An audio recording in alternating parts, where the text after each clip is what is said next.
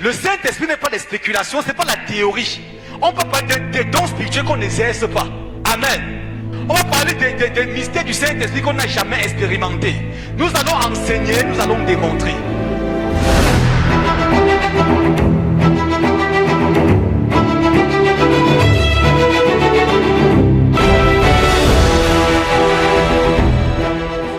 Ça sera une conférence plus de démonstration. Je vais enseigner.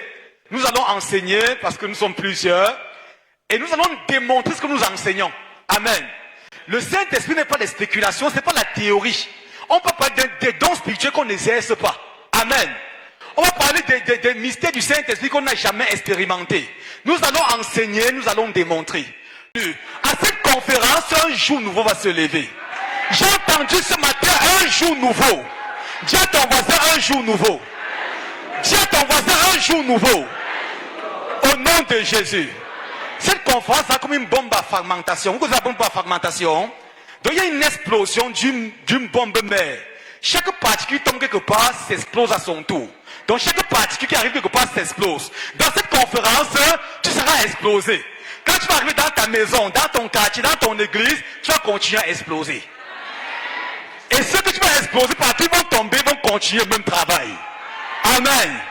Donc demain, cherche les malades, cherche ceux qui sont bloqués, abattus, amène-les ici et le Seigneur leur fera du bien. Amen. Ce soir, nous commençons rapidement le thème, qui est le Saint-Esprit? Dis à ton voisin, qui est le Saint-Esprit? Vous êtes supporté qu'on fasse un peu plus tard que prévu ce soir. Vous êtes venu un peu en retard, comme c'est la première soirée. Donc on va finir un peu légèrement plus tard, n'est-ce pas? Dis à ton voisin, qui est le Saint-Esprit? Bien-aimé, le Saint-Esprit est tout ce dont tu as besoin pour accomplir pleinement ta destinée. La vie chrétienne sans le Saint-Esprit, c'est la religion. L'impuissance que nous voyons partout dans les églises vient du fait que les gens n'ont pas expérimenté la personne et l'œuvre du Saint-Esprit. Faire l'église sans le Saint-Esprit, bien aimé, c'est dans un club social. Il n'y a pas de ministère sans le Saint-Esprit. Le Saint-Esprit est la personne la plus importante sur la terre. Depuis que Jésus a quitté la terre, son gouvernement a commencé. Quoi ce soir, je t'invite à bien attacher ta ceinture parce qu'on va parler du Saint-Esprit. Amen. Il faut que tu comprennes, parce qu'on va prendre le temps de vraiment t'enseigner. Et pendant ce programme, nous allons désintoxiquer le venin de la religion dans les corps.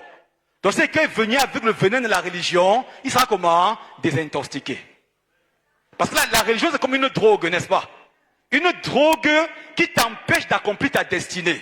Quand tu es religieux, Satan, tu ne ferais pas Satan, le monde est ténèbres, parce que Satan va tourner en rond toute ta vie. Mais pendant le programme, la bonne nouvelle, c'est qu'on va désintoxiquer ceux qui ont été mordus, qui ont avalé la drogue de la religion. Ils sortiront en ces lieux, rien ne sera plus jamais pareil. Amen. Qui est le Saint-Esprit? Très souvent, on a parlé du Saint-Esprit comme si c'était une force ou une puissance. Or, le Saint-Esprit n'est pas une force ni une puissance, il est une personne. Il est une personne. Il a une personnalité. Il a les émotions. Il entend, il voit, il est attristé, il parle. Il est une personne. Le Saint-Esprit est Dieu. Donc Dieu le Père est Dieu, Dieu le Fils est Dieu, Dieu le Saint-Esprit est Dieu. Mais il existe un seul Dieu en trois personnes. Et chaque personne a son mode opératoire dans la Trinité. Donc la Trinité, c'est un Dieu qui a plusieurs modes opératoires. Donc le Saint-Esprit est Dieu. Quand nous voyons la création au début, Dieu dit, faisons l'homme à notre image, selon notre ressemblance. Il s'adresse à qui? Au Fils et au Saint-Esprit. Dieu est depuis le commencement, depuis la création. On dit que chacun dans la Trinité a une fonction spécifique. Dans l'œuvre de la création, Dieu le Père se révèle comme qui? Comme le Créateur. Dieu le Fils, parce qu'il est la parole qui crée, le Verbe qui crée, n'est-ce pas? Dieu le Fils est le co-créateur et celui qui sauve. Donc pour nous sauver, c'est Dieu le Fils qui est venu verser son sang, nous a sauvés. Maintenant le Saint-Esprit est celui qui nous régénère et qui nous sanctifie. Donc chacun a sa fonction. Le Père crée, le Fils co-crée et sauve. Le Saint-Esprit régénère et sanctifie. Amen. Le Saint-Esprit a été très mal compris.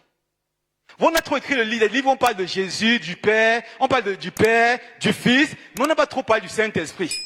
Et parce que les gens ne connaissent pas le Saint-Esprit, la vie chrétienne devient fade. Les gens sont impuissants, limités, bloqués. On n'a pas trop parlé du Saint-Esprit. Même dans les premiers siècles de l'Église, c'était un père de l'Église appelé Saint-Esprit, le parent pauvre de la Trinité. Pourquoi? Parce que les gens avaient peur de parler de lui. Il est comme un mystère, les gens ne le saisissent pas. Pourtant, nous avons besoin de lui si on veut vivre une vie chrétienne fructueuse. Tu as besoin du Saint-Esprit si tu veux atteindre le standard de Dieu pour ta vie. Amen. Dans l'Ancien Testament, les gens avaient une mauvaise compréhension du Saint-Esprit. Et aujourd'hui encore, les gens ont une mauvaise compréhension de sa personne. Les gens ne le connaissaient pas. Les gens n'avaient pas une expérience particulière avec lui. Généralement, dans l'Ancien Testament, le Saint-Esprit descendait sur une personne pour accomplir une tâche spécifique, après il s'en allait. Il ne tombait pas sur tout le monde. Il ne venait pas sur tout le monde. Il venait parfois sur les juges qui étaient comme les chefs militaires pour les conduire en guerre. Sur les rois pour les amener à paître le peuple. Sur les sacrificateurs pour le sacerdoce. Sur les prophètes qui étaient la parole, le porte-parole de Dieu au milieu du peuple. Et tous les autres n'avaient aucune expérience avec la personne du Saint-Esprit. Les gens font ça pendant des années. Les gens n'avaient pas de relation avec lui. Et dans l'Ancien Testament, vous regardez dans tout l'Ancien Testament, on ne parle pas régulièrement du Saint-Esprit. Parfois on parle de l'Esprit de l'Éternel. De l'Esprit. On dit l'Esprit me transporta, l'Esprit me saisit. Pourquoi? Parce que dans la conception des hommes de l'Ancien Testament, l'Esprit est la propriété exclusive de Dieu.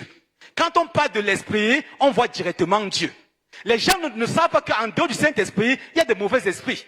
C'est pourquoi même quand Saül, 1 Samuel chapitre 16, 14, sera possédé par un mauvais esprit, on va dire un mauvais esprit venant de l'Éternel. Parce que dans leur tête, tous les esprits viennent de Dieu. Raison pour laquelle on n'a pas besoin de dire Saint-Esprit, on dit seulement esprit. Parce qu'on sait que quand on parle d'esprit, c'est naturellement, ça veut dire Saint-Esprit.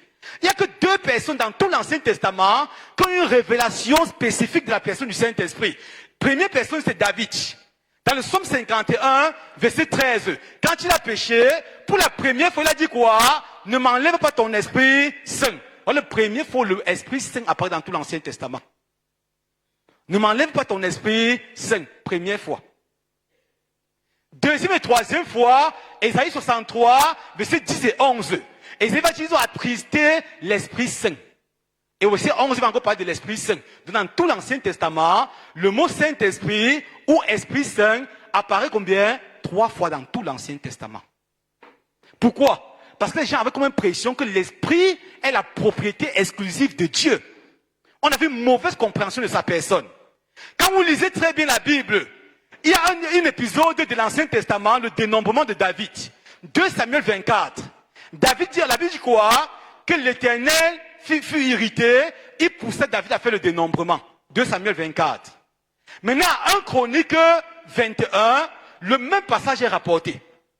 Maintenant, 1 Chronique 21, verset 1 dit quoi? On dit que c'est Satan qui a poussé David. Et quand les gens lisent, parfois il y a une contradiction. Parce que le même passage qui est rapporté dans 2 endroits. 2 Samuel 24, 1, on dit que l'Éternel incita David, poussa David au dénombrement. Maintenant, 1 Chronique 21, on dit que c'est Dieu qui a poussé David. On dit que c'est Satan, autant pour moi, qui a poussé David. Vous voyez qu'il y avait une compréhension claire. Qu'est-ce qui s'est passé entre les 2 passages? Premièrement, les gars ont d'abord vécu en Israël. Ils savaient que tout vient de Dieu. Plus tard, ils ont péché contre Dieu, on les a menés en déportation à Babylone. Et quand ils sont arrivés à Babylone, ils ont vu tellement de mauvais esprits. Ils ont vu des idoles, des esprits bizarres. Ils ont commencé à comprendre que Satan existe. Quand ils sont retournés de l'exil. Parce que 2 Samuel est écrit avant l'exil et 1 Chronique est écrit après l'exil. Donc ils retournent de l'exil, ils veulent reporter le même passage. Maintenant ils disent que c'est Dieu qui a poussé David. Ils disent maintenant c'est Satan.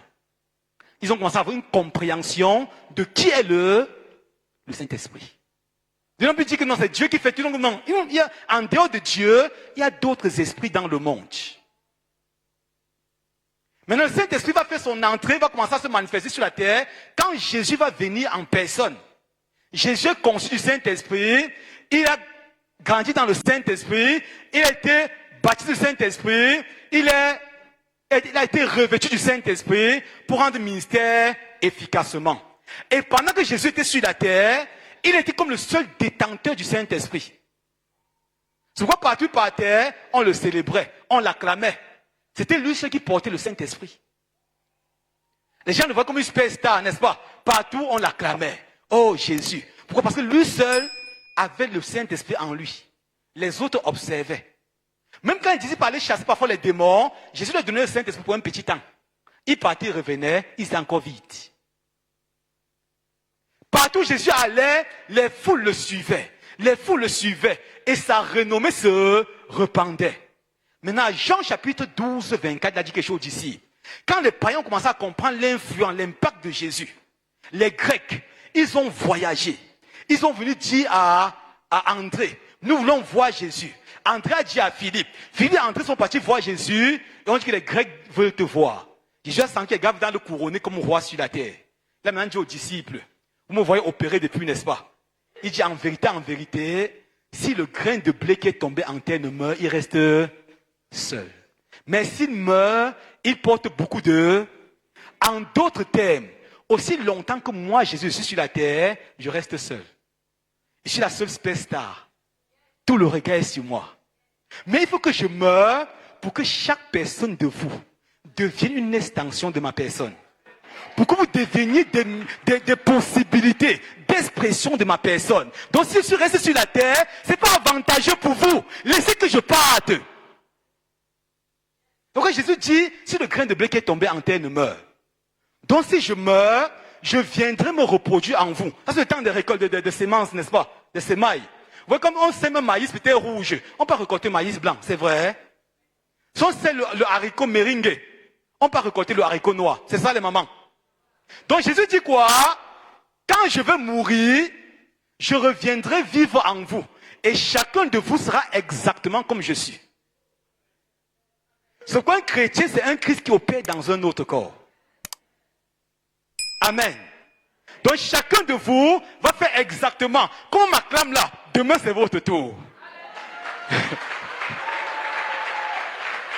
Que les gens me célèbrent. Attendez, bientôt c'est votre tour. C'est pourquoi je refuse que tu vives une vie misérable, frustrée. Tu es appelé à manifester Christ sur la terre. Tel Jésus est, tel tu es appelé à vivre dans ce monde. Qu'aucun religieux ne te séduise, bien-aimé. Partout où on parle de la foi chrétienne, dans l'impuissance, il n'y a pas de Dieu dans ces choses. Vous ne verrez jamais un Jésus ordinaire sur la terre. Et quand je vais mourir là, je vais venir vivre en vous. Comme vous voyez opérer là, vous allez aussi opérer comme j'ai opéré. Mais pourquoi jusqu'à présent tu n'as pas opéré comme Jésus a opéré? Parce que la religion t'a dit que tu n'es qu'un pauvre, misérable pécheur et qu'un jour tu seras heureux au ciel. En attendant, la terre n'est pas à nous, souffrons. Un jour, le ciel sera beau et merveilleux. N'est-ce pas? Et que le ciel est beau et merveilleux. Quand la terre est dure. Mais Dieu ne veut pas seulement que le ciel soit beau et merveilleux, il veut que son règne commence sur la terre dès à présent. Quand nous pouvons dire que ton règne vienne où au ciel? Sur la terre. Or, le règne de Dieu ne vient sur la terre que par des personnes qui manifestent Jésus. Amen. Jésus a continué. Allons à Jean chapitre 14. Jean 14. Versets 15 et 16. Jusqu'à 17. Il dit, si vous m'aimez, gardez mes commandements. Il va dire aux disciples que si vous m'aimez, gardez mes commandements. Et moi, je prierai le Père. Il vous enverra un autre consolateur. Le mot un autre ici, en grec traduit par allos, qui veut dire un autre du même genre que moi, de la même espèce. Dans le sens de c'est une personne. Un autre consolateur. N'est-ce pas? C'est dans votre Bible. Il avait un autre consolateur afin qu'il demeure éternellement avec vous. L'esprit de vérité que le monde ne peut recevoir parce qu'il ne voit point et ne connaît point, mais vous le connaissez, car il demeure avec vous et il sera en vous. Donc il vient vivre en nous, il vient demeurer, il vient vivre en nous. Il y avait un autre consolateur, le mot consolateur parakletos. Le mot paraclète veut dire quelqu'un qui vient nous apporter de l'aide, qui vient nous secourir.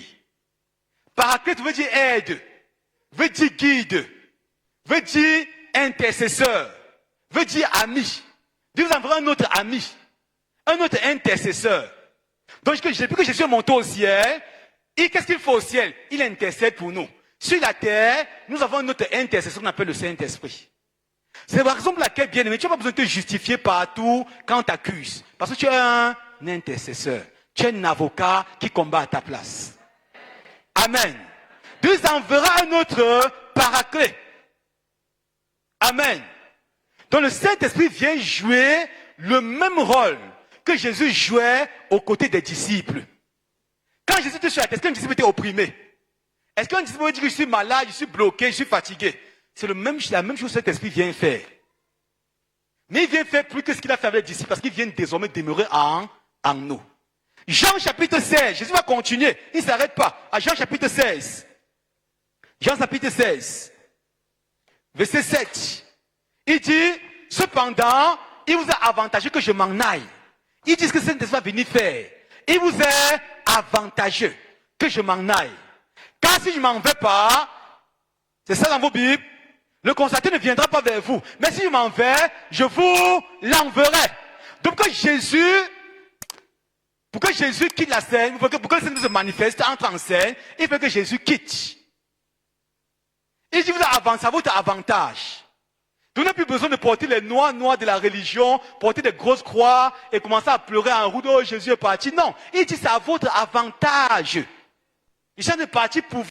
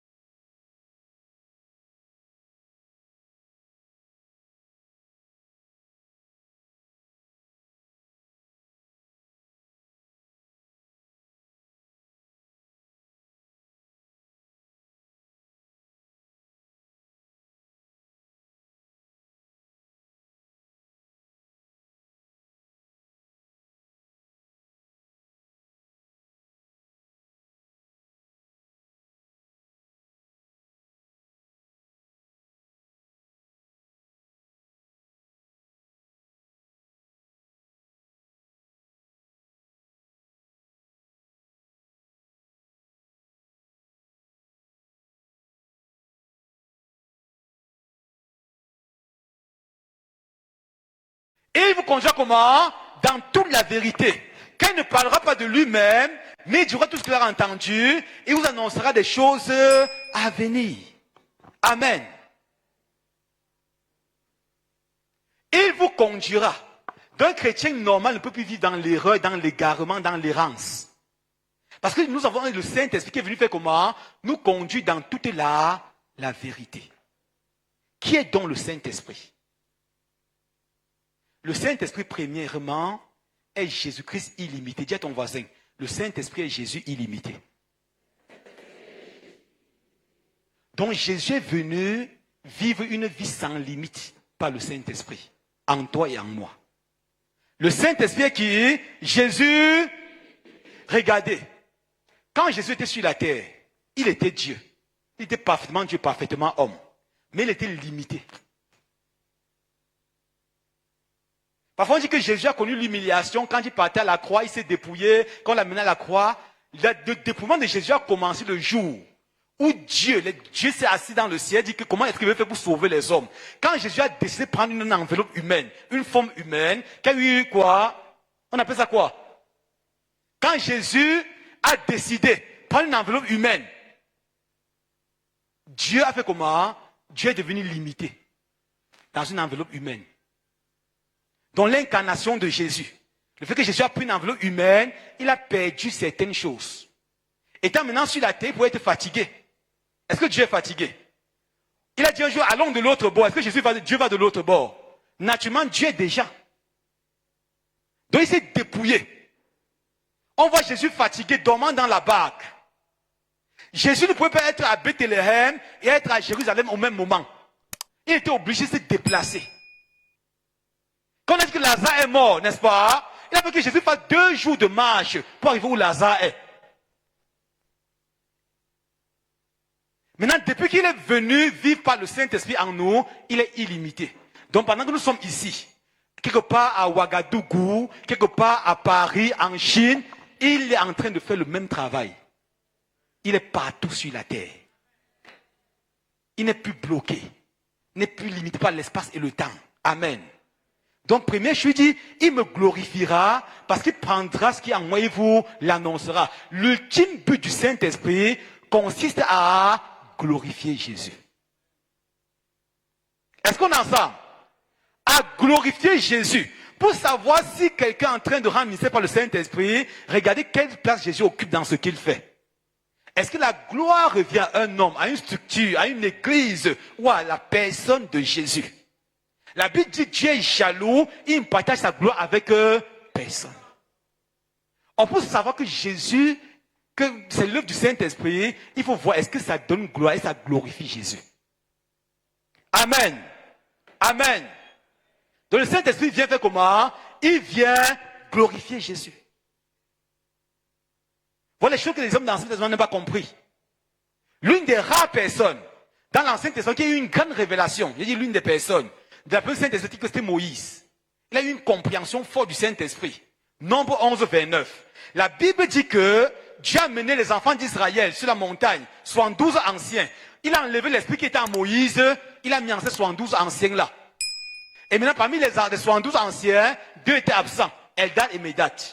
Qui sont descendus dans la vallée, dans le camp, Eldad et Médad prophétisaient. Un enfant est venu dire à Josué que voici Eldad et Médad qui prophétisent. Josué a dit à Moïse, s'il te plaît, demande qu'ils arrêtent ça. Qu'est-ce que Moïse a dit? Que es-tu jaloux pour moi? Puisses-tu le peuple d'Éternel devient un peuple de prophètes. Dis à ton voisin, nous sommes un peuple de prophètes. Dieu prophétise une saison où tu vas susciter une race de prophètes. Et pendant ce programme, l'esprit de prophétie va saisir plusieurs personnes. Amen. Maintenant, Joël également a annoncé le passement Jésus, ce que Saint-Esprit va venir faire. Et dans ces jours-là, Joël chapitre 2, 28, je répandrai mon esprit sur toute chair. Vos fils et vos filles prophétiseront. Vos vieux auront des songes et vos jeunes gens auront des visions. Il dit même sur vos serviteurs et sur vos servantes, dans ces jours-là, je répandrai mon esprit. Il parle de quel jour? La Pentecôte. Donc Dieu vient changer les données. Bloquer, renverser toutes les données religieuses juives. Il dit, regardez le passage, il dit quoi? Vos fils et vos filles. Regardez dans tout l'Ancien Testament. L'affaire de Dieu était l'affaire des hommes. C'est vrai. L'affaire de Dieu, les sacralités étaient les hommes. Partout étaient les hommes. La société juive était une société patriarcale. Même quand Jésus a multiplié les peuples, on dit 5000 hommes sans compter les femmes. Donc on ne parle pas trop des femmes. C'est comme si on ne les considérait pas. Mais je vais dire, une saison va venir. Où vos fils et vos filles prophétiseront. Qu'est-ce qu'il voulait parler? Égalité de genre dans le Seigneur. Amen. Donc tous ceux qui disent encore l'affaire de Dieu, c'est l'affaire des hommes, sont encore dans Deutéronome. Ils n'ont pas encore évolué. Désormais, Dieu ne tient plus du sexe pour utiliser les gens. Il peut tuer un homme, il peut tuer une femme. La bonne nouvelle, c'est que pendant ce festival, il y a plusieurs femmes qui vont commencer à expérimenter la personne du Saint-Esprit. Amen. Et dit vos vieillards et vos jeunes gens auront des visions. Donc je viens de renverser les barrières. Il dit vos vieillards, parce que la fête de Dieu avant, c'est tous ceux qui ont trop duré dans l'église. C'est tous les gens qui ont vieilli. On voit que quand on parle de Dieu, c'est les papas anciens qui ont duré, qui sont depuis 50 ans. Maintenant, Dieu dit quoi? Vos vieux et vos jeunes gens, égalité de génération. Donc Dieu n'est plus la fête des vieux. Tout le monde peut expérimenter Dieu. Donc tu peux faire 50 ans dans l'église, sans aucune révélation, sans aucune expérience de Saint-Esprit. Un jeune homme arrive à l'église, on lui prêche l'évangile, il vient à Jésus, il est sincère, et Dieu l'utilise pour commencer à t'enseigner les voies de Dieu. C'est plus l'affaire des vieux. Tu peux être un vieux hors programme, hors jeu. Tu peux être un rococo comme ça qui ne comprend rien sur les choses du Saint-Esprit. Donc il y a un vieillard à côté de toi que s'il te plaît, papa, j'ai beaucoup de respect pour toi, n'est-ce pas? Mais le Saint-Esprit n'est pas ton affaire. Amen. Donc il veut visiter tout le monde. Et il dit même sur vos serviteurs et sur vos servantes. Ils ont toujours la société. Donc s'il n'y a plus affaire d'argent dans l'affaire là. Sur vos serviteurs, donc il y aura égalité sociale dans le Saint-Esprit. C'est pourquoi Paul va dire plus loin, il n'y a plus ni grec, ni juif, ni esclave, ni libre, parce que nous sommes tous un en Christ. Donc Dieu peut utiliser le plus pauvre des hommes. Peut-être tu es venu ici sans argent, tu es pauvre, tu dis que la paix de Dieu là, c'est pour certaines personnes. La bonne nouvelle, c'est que pendant ce Saint-Esprit, ce programme, le Saint-Esprit va te saisir et un jour nouveau va se lever. C'est plus l'affaire de certaines personnes. Puis il vient changer les données. C'est pourquoi Jésus dit, il vous conduira dans toute la vérité. Et tout ce que Jésus a dit s'accomplit où? À la Pentecôte. Amen. Jésus avait dit à Matthieu chapitre 16, 18, je bâtirai mon église. C'était à quel temps? Au futur. L'église que Jésus a bâtie est née où? À la Pentecôte. Acte chapitre 2. On reviendra là-dessus. Amen. Donc le Saint-Esprit est le moteur, fondateur et directeur de l'église. Quelqu'un me comprend? C'est lui qui a fondé l'église. C'est pas notre église, notre église. Si c'est votre église, Dieu n'est plus dans ses affaires. Quelqu'un m'a compris? Notre église, vous voyez quelle église? L'église, le propriétaire de l'église, c'est qui? On appelle le Saint-Esprit. Donc quand vous en réclamez trop, c'est notre église, notre église, notre église. Ça veut dire que c'est un club social, un système qui est mort, où le Saint-Esprit a été chassé depuis. Il veut être le seul maître souverain, celui qui conduit, qui dirige l'église. Amen. Donc il est le moteur, fondateur, c'est lui qui a fondé l'église. Maintenant, il veut diriger l'église. Et pour connaître que le Saint-Esprit dirige une église, c'est quand la puissance de Dieu disparaît. Quand les hommes commencent à être trop présents, parce qu'ils ne discutent pas sa gloire, ils laissent. Donc quand vous voyez les églises, les gens ont fait 50 ans, malades, bloqués, fauchés, liés, possédés. Rien ne se passe dans leur vie. Pourquoi? Parce que le Saint-Esprit ne joue plus son rôle. Il y a plusieurs personnes qui sont même dans des églises par habitude. C'est comme la réunion familiale. Comme mon grand-père était ici. Moi aussi je suis là et mon fils sera là. Donc c'est l'habitude. Ce n'est plus une affaire qu'il y a la révélation. Donc il veut prendre la place qui lui revient et se manifester. C'est pourquoi après ce programme, tu vas partir restaurer certaines structures. Amen. En apportant sa personne. Amen. Donc le Saint-Esprit vient pour assurer la continuité de l'œuvre de Jésus. Il vient continuer ce que Jésus a commencé. L'église sans le Saint-Esprit est un club social. Même la Bible sans le Saint-Esprit est une lettre morte. Dis que tu lis la Bible sans le Saint-Esprit, tu perds simplement le temps. Le ministère de guérison sans le Saint-Esprit est une séduction. Prier sans le Saint-Esprit, c'est perdre le temps. Rien n'est possible sans le Saint-Esprit. C'est lui qui vient implémenter. C'est lui qui vient rendre possible, effective, l'œuvre de Jésus dans la vie du croyant. Même quand on dit que par les meurtres, si Jésus nous sommes guéris que parce que le Saint-Esprit agit. Donc si on dit reçois ta guérison, par la chair, sans le Saint-Esprit, aucune guérison on ne va pas recevoir. Donc les gens crient parfois, n'est-ce pas? On dit déclaration de foi, on déclare tellement de choses. Mais à la fin, les gens sont toujours les mêmes. Pourquoi? Parce qu'on a fait ça par la chair, sans le Saint-Esprit. Tout ce que tu fais qui n'est pas poussé, qui n'est pas motivé, qui n'est pas révélé par le Saint-Esprit, te rend charnel et te disqualifie devant Dieu. Tu peux prier pour les malades par la chair. Donc quand c'était malade, on dit que prions pour toi, il dit que non, excusez-moi, on a trop prié pour moi. Ça ne vaut pas la peine. J'ai l'histoire de Charles Finet, un grand auteur du réveil des années passées, un grand acteur du réveil. Il avait été religieux, avant il travaillait dans la justice et tout ça. Il était magistrat, un truc comme ça. Il a travaillé pendant des années. Après, il a commencé à s'intéresser à l'église. Il vient à l'église pendant des années, il voit les gens prier, rien ne marche. Rien ne marche. Il a un problème. Un jour, certains chrétiens sont venus prier pour lui. Il a dit que non, les gars, je vous connais déjà. Chaque fois que vous priez, là, ça ne marche pas. Donc, excusez-moi, gardez vos prières. Économisez vos prières. Pourquoi? La religion. La religion, quand tu es à l'église, tu fais les mêmes choses chaque fois, même quand tu ne vois pas le résultat, tu fais seulement. Ah, on fait toujours comme ça, non? On fait tout comme ça. Ah, prions aussi, non? On ne prie pas aussi. Tu as besoin du Saint-Esprit pour que ta prière devienne efficace. Amen. Le Saint-Esprit vient rendre concret ce que Jésus a fait dans ta vie. Donc toutes les promesses que Jésus a faites deviennent réelles dans ta vie par le Saint-Esprit. Le Saint-Esprit vient faire de toi une extension de Jésus agissant sur la terre. Il vient te donner, activer la vie de Jésus dans ta vie. Il dit, vous conduira dans toute la vérité. Il n'y a plus de moyens de possible que tu t'égares. Il vient te donner la capacité de vivre une vie surnaturelle. Parce que la vie est d'abord spirituelle. Amen. Est-ce qu'on est ensemble ce soir? Il vient te donner la capacité. Tu peux dire que tu es chrétien, tu es à l'église comme ça, naturel, ordinaire dans tout.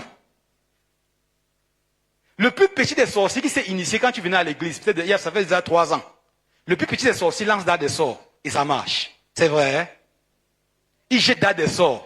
Certains les plus engagés font dans les collisions de véhicules en route. Maintenant, tu peux faire 50 ans dans l'église, 10 ans. Aucune expérience avec Dieu. Tout est plat. Quand on commence à parler de Dieu, tu es gêné.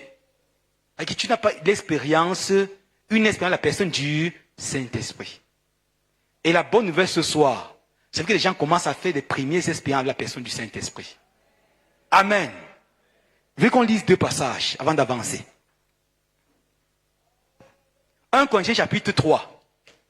1 Corinthiens 3, verset 17.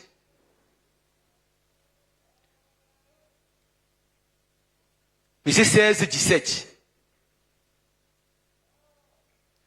1 Corinthiens 3, 16, 17. Qu'est-ce que Paul va dire aux Corinthiens? Ne savez-vous pas que vous êtes le temple de Dieu et que l'Esprit de Dieu habite en vous? Si quelqu'un détruit le temple de Dieu, Dieu le détruira, car le temple de Dieu est saint et c'est ce que vous êtes. Il dit, ne savez-vous pas? On sent ici qu'il parle aux personnes. Ici, ça s'adresse à qui? À l'église. La communauté des croyants. Il dit, ne savez-vous pas qu'en tant que communauté des croyants, vous êtes le temple de Dieu. Donc nous sommes le temple de Dieu. C'est au pluriel ici. Vous êtes. L'église en fait est le temple de Dieu. Quand les croyants se rassemblent quelque part, c'est supposé être le temple de Dieu, la demeure de Dieu, le lieu où Dieu se manifeste, où le Dieu agit, où Dieu se révèle, où Dieu transforme, où Dieu change, où Dieu fait des choses extraordinaires. Vous êtes son temple. Maintenant, il continue au verset 17. Maintenant, ici, Paul, au verset 17, s'adresse plus aux leaders établis sur les églises. Il dit, si quelqu'un détruit le temple de Dieu, Dieu le détruira. En d'autres termes, si quelqu'un est leader et détruit le peuple de la personne du Saint-Esprit, qu'est-ce qui se passera? Dieu le détruira. C'est quand le Saint-Esprit n'agit plus, quand on ne te connecte pas du Saint-Esprit, tu vas vivre une vie charnelle. Il dit, c'est qu'on détruit le temple de Dieu. C'est qu'on enseigne un mauvais enseignement. C'est qu'on détourne le regard des gens de Jésus, de la personne de l'œuvre de Jésus, pour connecter son regard sur autre chose. Dieu le détruit. La question plus au leader ici. C'est qu'on amène les gens à vivre dans le péché, à vivre dans ce qui n'honore pas Dieu, dans la dissolution, dans le vol, le mensonge, dans l'impudique, comme ça se faisait à Corinthe. Dieu le détruira. Maintenant, qu'est-ce qui amène les gens à vivre dans le péché? Quand tu n'as pas la révélation du Saint-Esprit, tôt ou tard, tu finiras par vivre dans le péché. Tu peux te battre comme tu veux, dire que non, je ne veux pas pécher, je vais vivre une vie sainte. Par tes propres efforts, il est impossible de vivre une vie sainte. C'est le Saint-Esprit qui te donne la capacité de vivre le genre de vie que Dieu veut. Maintenant, si tu n'as pas la révélation du Saint-Esprit, tôt ou tard, tu finiras par vivre dans le péché. Puis les chrétiens, ils se masturbent, au Dieu pleure. Oh, je ne veux plus faire ça. Demain, ils font la même chose. Ils font les films pornographiques, au Dieu pleure. Je ne veux plus faire ça. Demain, ils font la même chose. Pourquoi? Parce qu'ils n'ont pas la révélation de la personne du Saint-Esprit. Mais non pas pourquoi? Parce qu'on a pris le temps d'enseigner les voies du Saint-Esprit aux hommes. Il est hors de question, soit à l'église chrétienne. Tu as peur d'un petit sorcier. On te dit que quelqu'un est rosichristien, tu as tellement peur, tu trembles. Parce que tu n'as pas la révélation du Saint-Esprit qui est l'esprit supérieur. Il est au-dessus. Il est le chef de tous les esprits. Quand on dit Saint-Esprit dans le Nouveau Testament, c'est pour le démarquer, le distinguer de tous les autres esprits qui existent dans le monde. Pour dire qu'il est le chef. Peu importe dans quoi quelqu'un a mis ses mains, peu importe ce que quelqu'un fait, si tu as le Saint-Esprit, tu es supérieur, tu es au-dessus de lui. Maintenant, pourquoi on a peur? Être détruit, c'est quoi? Quand tu vis un chrétien en deçà du standard de Dieu pour ta vie. Et Dieu le détruira. Maintenant, continuons le même passage. Maintenant, 1 Corinthiens chapitre 6. 1 Corinthiens 6. Versets 19 et 20. Il dit maintenant cette fois encore, ne savez-vous pas que votre corps, le Saint-Esprit, qui est en vous, que vous avez reçu de Dieu, et que vous ne vous appartenez point à vous-même, car vous êtes rachetés à un grand prix. Glorifiez donc Dieu dans votre corps et dans votre esprit qui appartiennent à... Maintenant, cette fois-ci, il ne parle plus à la communauté des croyants, il parle à chaque chrétien de façon individuelle. Il dit, ne savez-vous pas? Donc vous êtes ignorants. Vous ignorez l'œuvre, la personne du Saint-Esprit. Ne savez-vous pas, Corinthiens, verset 19, que votre corps est le temple du Saint-Esprit. Votre corps est le temple qui est en vous, que vous avez reçu de Dieu, et que vous ne vous appartenez plus à vous-même. Donc ton corps, le temple du Saint-Esprit, tu ne t'appartiens plus à toi. Depuis que j'ai venu sincèrement à Jésus, tu es devenu la propriété exclusive de Dieu. Maintenant, si tu as la propriété de Dieu, c'est plus normal que certaines choses se passent dans ton corps, dans ta vie. C'est plus normal qu'on ne voit pas ce que Jésus, c'est pourquoi Jésus est mort dans ta vie. Tu peux venir à Jésus, tu es tout stressé, déprimé, abattu. Il dit, votre corps est le temple du Saint-Esprit qui est en vous. Dieu vit en vous. Vous ne vous appartenez plus à vous-même. Et Romains chapitre 8, on va dire quoi? C'est ce qui a reçu Christ d'entre les morts habite en vous. Et ce qui a reçu Christ d'entre les morts rendra la vie à votre corps. En d'autres termes, vous souffrez pour rien. Quelqu'un m'a compris? Vous êtes malade pour rien. Vous êtes déprimé pour rien. Vous êtes possédé, tourmenté, perdez le sommeil. Dieu a fait ce travail-là. Mais le problème, c'est que vous le mettez pas au travail en vous. Quelqu'un m'a compris? Il dit au verset divin, glorifiez donc Dieu. Bien aimé, Dieu se glorifie pas dans la maladie. Quelqu'un m'a compris? Dieu se glorifie pas dans les échecs, dans la défaite. Dieu se glorifie pas dans ces choses-là. Dieu ne te glorifie pas dans des bassesses dans lesquelles les gens sont. Il dit maintenant, puisque vous êtes devenu son temple, vous êtes devenu le véhicule qui transporte Dieu. Il dit maintenant, glorifiez donc Dieu dans ce corps qui le transporte. Quelqu'un ne me comprend pas bien. Donc quand tu te lèves là, va un peu à un miroir, tu dis que waouh, ce corps transporte Dieu. Ça c'est le véhicule de Dieu. Et ce véhicule ne peut que donner gloire à Dieu. Il est hors de question. Quand une petite fièvre vient, quand on te dit il y a un gemme de cancer, tu dis hé, cancer. Ça, c'est le temple de Dieu. Ça, c'est le temple de Dieu. Il y a des gens qui sont venus ici, qui sont tourmentés, parce qu'il y a des choses qui marchent dans mon corps. La lumière ne cohabite pas avec les ténèbres. Jusqu'à présent, Satan a resté dans ton corps, simplement parce que tu n'as pas pris conscience du supérieur, le Saint-Esprit qui est venu vivre en toi. Il dit, glorifiez donc Dieu dans votre corps et dans votre esprit qui lui appartiennent. Donc, pas seulement dans votre esprit, mais dans votre corps aussi. Donc, dites au cancer, tu ne glorifies pas Dieu, donc tu es là de manière illégale. C'est pas ta place. Sors. Le cancer va exécuter. Il dit, glorifiez Dieu dans ce corps. Donc, tout ce qui est dans ce corps appelé à glorifier Dieu. Tout ce qui est dans ce corps donne gloire à Dieu. La douleur ne donne pas gloire à Dieu. Amen. Et parce que Dieu a permis ça pour m'enseigner, il a jeté le sort sur moi, permis que le sorcier me touche, me rende aveugle. Non. Si Dieu t'a enseigné, nous sommes là pour ça. Dis ça à ton voisin. Qui a tes enseignants dans l'église? Ce n'est pas le rôle des démons. Dieu ne sait pas des démons pour t'enseigner. Quelqu'un m'a compris? Il dit glorifier Dieu. Maintenant, le premier niveau, la première chose qui fait de ton corps le temple du Saint-Esprit, c'est quand tu reconnais l'œuvre de Jésus. Tu reconnais que c'est pour toi que Jésus a souffert, est mort et ressuscité. Quand tu prends conscience de ta misère, de ta pauvreté, tu peux être à l'église, mais tu n'as jamais fait ça depuis des années. Tu peux avoir un titre dans l'église, mais tu ne l'as jamais fait. Donc tu dis à Jésus, je crois que c'est pour moi que tu es venu sur la terre, tu as souffert, tu es mort et ressuscité.